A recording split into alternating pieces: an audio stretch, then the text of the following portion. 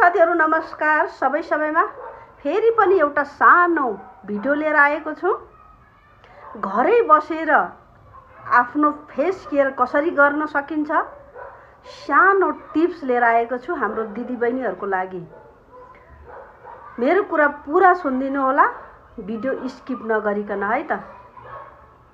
राम्री बन्न कसलाई चाहना हुँदैन र?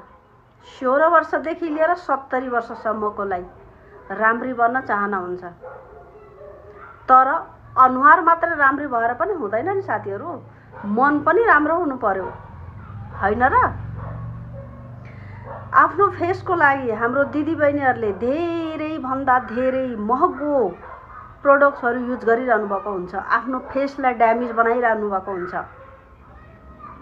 16 देखि 25 30 सम्म त यङ नै हुन्छ आफ्नो फेस हैन?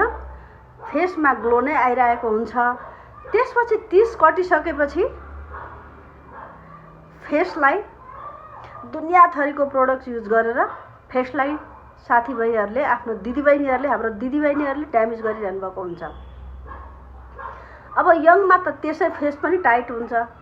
जब 30 नागिसकेपछि 25 नागिसकेपछि हाम्रो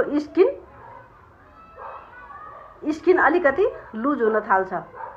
त्यसको लागि आफूले आफ्नो घरमै बनाएर नेचुरल प्रोडक्ट्स भन्नु अथवा नेचुरल फेसियल गर्न सक्यो भने आफ्नो फेसलाई लङ टाइमसम्म बचाउन सकिन्छ। तर दुनिया प्रोडक्ट युज गरेर पनि हुँदैन साथीहरु। आफ्नो फेसको लागि फेसलाई राम्रो बनाउन चाहनुहुन्छ भने खानपिनमा पनि सुधार गर्नुपर्छ है। बाहिरको जंक फुड नखाइदिने, धेरै तारेको फ्राई गरेको सामानहरु नखाइदिने, खानेकुराहरु नखाइदिने। जंक फुडले बाहिरको जंक फुडहरु दुनियाभरिको चाउमिन मोमो दुनिया प्याकेजिङ सामानहरु फुडहरु खाइदिनुहुन्छ। पेट सफा हुँदैन। पेट सफा नभएपछि यो पेटैबाट तपाईको स्किन बिग्रिन थाल्छ। मेन जडा खानपिन हो है। खानपिनले नै तपाईको फेसलाई बिगारिरहेको हुन्छ। अनि त्यसपछि दुनिया थरीको प्रोडक्ट्सहरु युज गरेर पनि फेसलाई ड्यामेज बनाइरहेको हुन्छ। त्यही भएर एउटा सानो टिप्स आफूले घरमै बनाएर हाम्रो दिदीबहिनीहरुको लागि मैले लिएर आएको छु। साथीभाइहरु, म अहिलेसम्म पार्लर गएको छुइनँ, पत्याउनुहुन्छ? कहिले पनि म फेसियल गर्दिन। अहिलेसम्म यत्रो उमेर भयो म पार्लर गएर फेसियल कहिले गर्दिन। चाहे पार्टी होस् चाहे बिहा होस्, मेरो आफ्नो फेस जस्तो छ त्यस्तै रहन दिन्छु। फेसलाई आफ्नो नेचुरल तरिकाले कसरी ग्लो ल्याउने, फेसलाई कसरी सेफ्टी राख्ने, कसरी सेफ राख्ने सानो टिप्स भन्न गइरहेको छु। तपाईले जुन मैले यो फेसियल गरिरहेको हुन्छु नि, यो फेसियल छ नि, यो फेसियल नेचुरल हो। घरमै आफैले बनाएर तपाईले युज गर्न सक्नुहुन्छ। म कहिले पनि अहिलेसम्म म फेसियल गर्नको लागि चाहिँ म पार्लर धाएको छुइनँ है साथीहरु। म जान्छु, म ओन्ली थ्रेडिङको लागि मात्रै जान्छु। त्यही पनि 6 महिनामा एकचोटी थ्रेडिङ गर्छु। मैले थ्रेडिङ गर्न आवश्यक पर्दैन किनभने म 24 घण्टा चस्मा लगाइरहेको हुन्छु। त खासै मलाई फरक त पर्दैन थ्रेडिङ गरे पनि नगरे पनि। त्यही पनि अलिकति राम्री बन्न चाहनामा हैन यसो थ्रेडिङ चाहिँ गर्छु। आफूले घरमै कसरी बनाएर नेचुरल आफ्नो फेसलाई ग्लो ल्याउन सकिन्छ त्यसको लागि चाहिन्छ चनाको बेसन, चामलको पिठो अनि आलसको धुलो। फेरि आलसलाई भुटेर होइन, नभुटिकन काँचै आलसको धुलो मजाले ग्राइन्ड गरेर एउटा बट्टामा राख्न सक्नुहुन्छ। अनि थोरै 1-1 चम्चा गरेर 1 चम्चा मजाले मिसाउनु र त्यसमा 2-3 चम्चा जति दही मिसाउनु होला। यसले तपाईको फेसलाई टाइटिङ र लुज हुनबाट बचाउँछ र ग्लो ल्याउँछ। दही एकदम राम्रो हो फेसको लागि। यसलाई मजाले मिक्स गरेर आफ्नो घाँटीदेखि लिएर मजाले घाँटीदेखि स्किनसम्म लगाउनु होला। यसरी नै लगाउनु होला र आधी घण्टा 45 मिनेट छोडिदिनु भयो भने मजाले सुक्छ। यो लगाएर बोल्नु चाहिँ हुँदैन।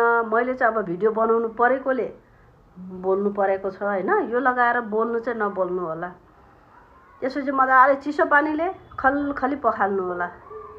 खलखली पखालेर सट्ट यसलाई धेरै रफ नगर्नु होला है साथीहरु। धेरै रगडी चाहिँ नमिच्नु होला। यो पानी लगाएपछि सर्लक्क बिस्तारै पखालिन्छ। मजाले यसरी हल्का हातले मसाज गर्नु होला र मजाले पखालिन्छ र टावलले ट्याप गर्नु होला। अनि आफ्नो स्किनमा गुलाब जल त थाहा छ नि साथीहरुलाई। गुलाब जलको स्प्रे मजाले लगाउनु होला। फेरि पछि पनि म भिडियो बनाउँछु हैन। मजाले लगाएर छोड्दिनु होला। फेस वाश त म त भन्छु कहिले युज नगर्नु होला। सरी, फेस वाश युज कहिले गर्दै नगर्नुस्। फेस वाशले तपाईको छालालाई पातलो बनाइदिन्छ र झन रिङ्कल आउने मद्दत गर्छ। छाला जति टाइट भयो, जति बाक्लो भयो त्यति राम्रो।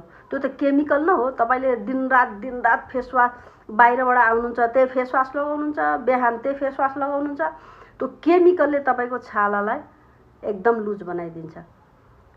बिहान उठ्नुस्, खलखली पानी मजाले चिसो पानीले पखाल्नुस्, फेस त्यसै सफा हुन्छ। अनि मजाले त्यो गरिसकेपछि गुलाब जल लगाइसकेपछि सट्ट मोइस्चराइजर अब तपाईँ कुन प्रोडक्टको मोइस्चराइजर लाउनुहुन्छ त्यो मोइस्चराइजर लगाउनुस् र सनस्क्रिन लगाउनु होला।